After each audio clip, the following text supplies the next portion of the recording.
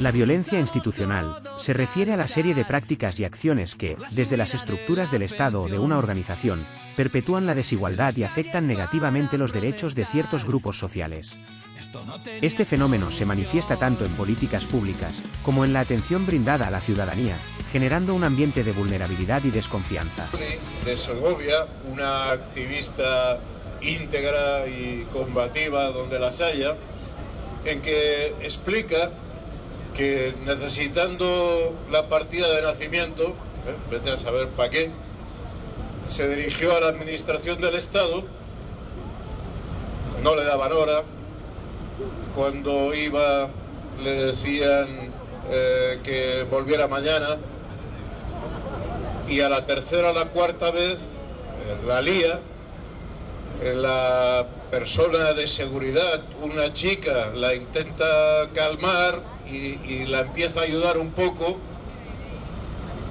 y al final resulta que sí la podían atender, que dentro los administrativos no estaban haciendo nada, y que sin embargo pues a esa persona se le había obligado, se mueve con muletas, con dificultad, a ir de casa a las oficinas, volver otra vez por un... Y claro, esto es una explicación del maltrato que se está haciendo a las personas mayores en la administración del Estado, en los bancos, en una cultura general en la cual se intenta construir eso de que los viejos molestan y que no hay recursos para atenderlos. Evidentemente esto hay que denunciarlo. No podemos dejarlo pasar. Ahora bien, yo también hago otra reflexión, porque esto corriendo por las redes, pues claro, se enciende contra esos trabajadores y trabajadoras que te atienden mal. Y ahí hemos de reflexionar que muchas veces esa mala atención está provocada también por unas malas condiciones de trabajo. Mala atención en la sanidad, en las residencias, en el servicio de atención domiciliaria, pero que claro, es que esas personas también están trabajando en precario. Están trabajando ya no como funcionarios, ya no con plaza fija, sino que a lo mejor esa persona que estaba, o esas personas que estaban aquí en Segovia, la semana anterior habían trabajado en Soria, y la otra porque los van haciendo rodar porque no tienen plaza fija, y la gente evidentemente está hasta las narices y trabaja de mala gana, con sobrecarga de trabajo, con cambios de horarios. Y esto es importante que lo veamos para evitar convertir estos conflictos en una confrontación entre generaciones, de que los jóvenes maltratan a los mayores. No, el problema está en otro lugar. Es más, quienes mandan quieren provocar esos enfrentamientos. Quieren plantear que el problema de los viejos es que están mejor tratados que los jóvenes, o a la inversa, que nuestros enemigos son otros trabajadores, que nuestros adversarios son la chica que en la residencia, agotada de estar dando de beber o cambiando los pañales, ya no puede más. Y ese no es el culpable. El culpable es aquel que en esa residencia donde tenían que estar trabajando 20 personas, trabajan 5. Y se lucra y se beneficia de esa situación de explotación de los trabajadores y trabajadoras. Y es muy importante construir ese discurso de solidaridad de los mayores con los trabajadores y los jóvenes. Y eso también me da cuento a que acaba de aparecer una encuesta sobre los jóvenes de 18 a 24 años, en que consideran el 16,4% que en ciertas circunstancias una dictadura militar podría arreglar las cosas, y que casi un 40% sienten que esto de la democracia no sirve para nada. Atención a la jugada. Primero, se soborna a los partidos, a los sindicatos, se frustra a la gente, se promueve una forma de hacer política que consiste en prometer unas cosas que luego no se cumplen.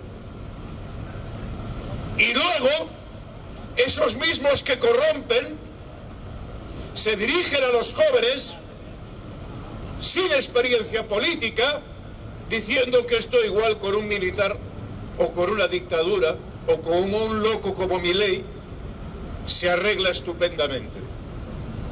Atención a la jugada.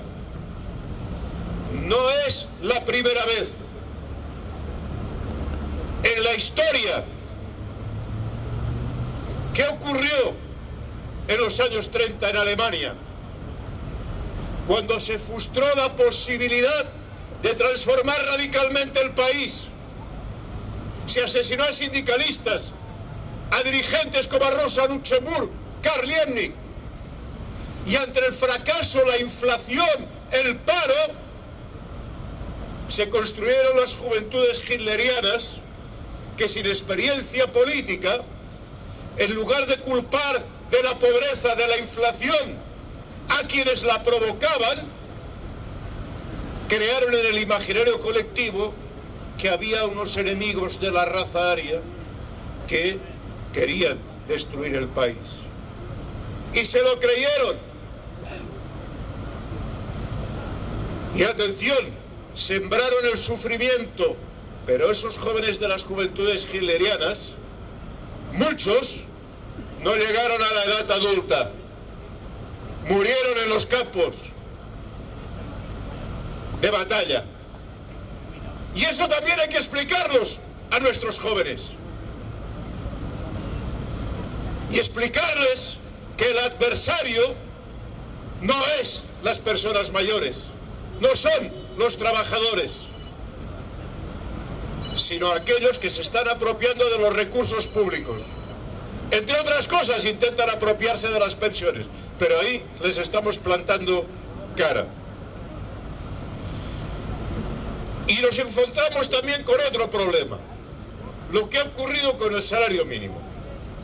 Finalmente se sube más tarde de lo que se tenía que subir, porque, en fin, para determinadas cosas, en noviembre ya se producen las subidas de precio de los alquileres y de los pero las subidas de los salarios siempre vienen más tarde.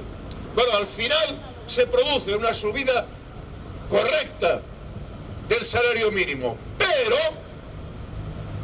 congelan los tipos impositivos del IRPF.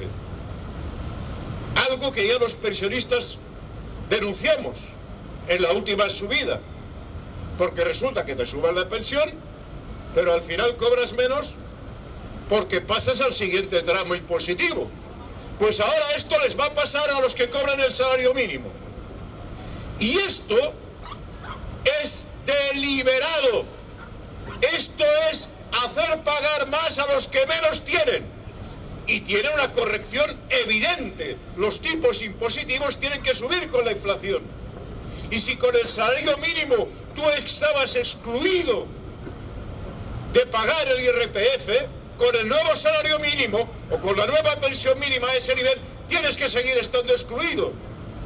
Porque si no, lo que ocurre es que los de arriba cada vez pagan menos y los más pobres, con el IVA, con ese IRPF regresivo, acaban pagando más. Y ahí también hemos de afinar el discurso.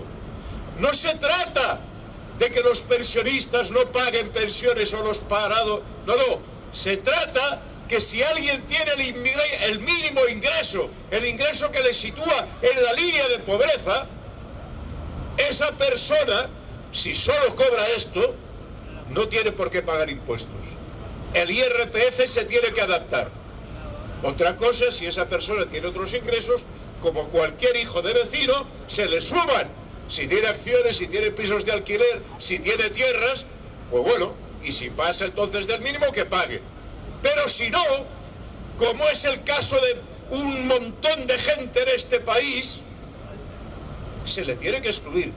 Y además eso tiene otro corolario importante. Los mismos inspectores de Hacienda dicen que eso debe cambiarse.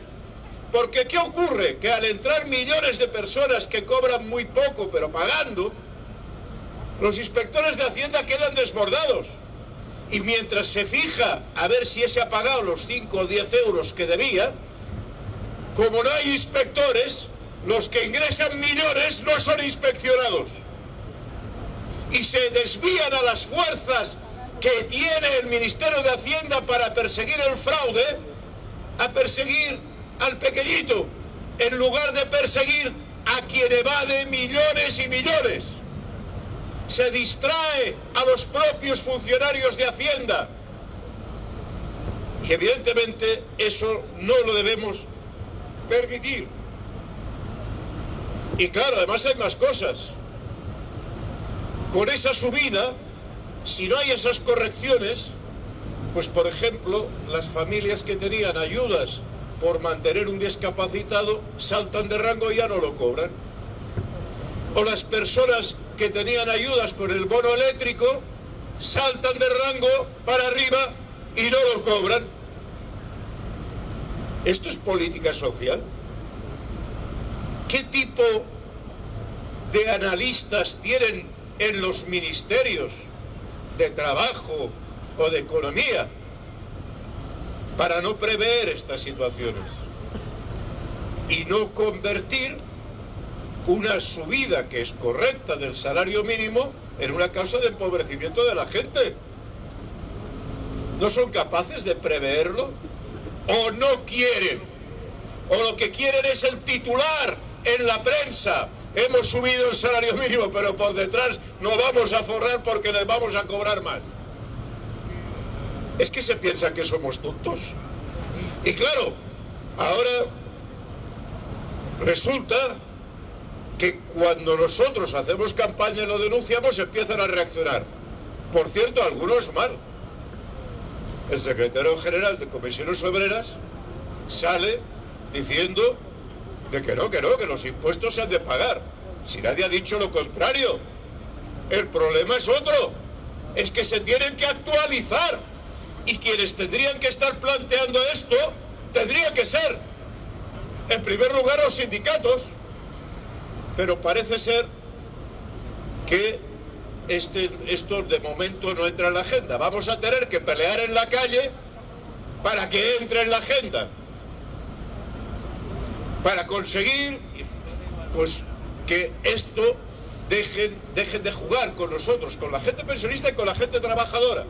Y hay algo positivo, porque por primera vez, algo que solo denunciábamos los pensionistas, el tema de los tramos del IRPF, por primera vez en sectores importantes de la clase trabajadora, digan lo que digan algunos de sus dirigentes, ese tema se empieza a plantear.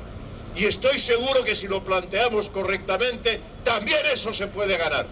Y también se puede producir una reforma fiscal en beneficio de los de abajo y en contra de los de arriba, claro. Porque mientras, como decíamos en el día anterior, los bancos obtienen unos beneficios como nunca en la vida. Parece paradójico, pero es que igual está relacionado una cosa con otra. Y mientras seguimos defendiendo estos derechos, también nos encontramos con alguna mala noticia, como por ejemplo que los compañeros, algunos de aquí, que están haciendo la marcha de la desbandada en Andalucía, se encuentran que la Guardia Civil decide que a su paso, que no puede ser que pasen por el centro de Almería. Llevan varios años. Parece ser que 7 años, 8 años, ¿no? 9 años con la marcha llevan, y parece ser que en Almería nunca colapsó el tráfico ni la ciudad. Y ahora se dan cuenta 9 años después, cuando la gente empieza a recuperar la memoria, porque lo de las marchas de la desbandada sirve para que se escriban libros, para que los nietos pregunten a los abuelos qué pasó, para que se recupere la historia. Ahora que les empieza a poner nerviosos, mejor que no pasen por el centro de Almería. A ver si los hacemos pasar por el cinturón del exterior, a ver si lo ven als ports senglars desde la montaña. Pues parece ser que los compañeros y compañeras no van a pasar por ahí y los van a ver en el centro de Almería. Hay que persistir, seguir con ánimo.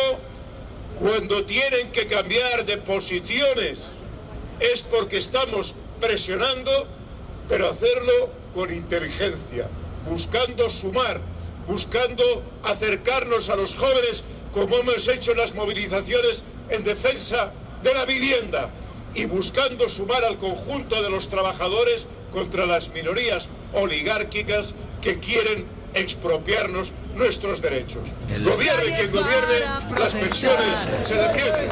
Esto no tenía solución. Gracias, Ramón.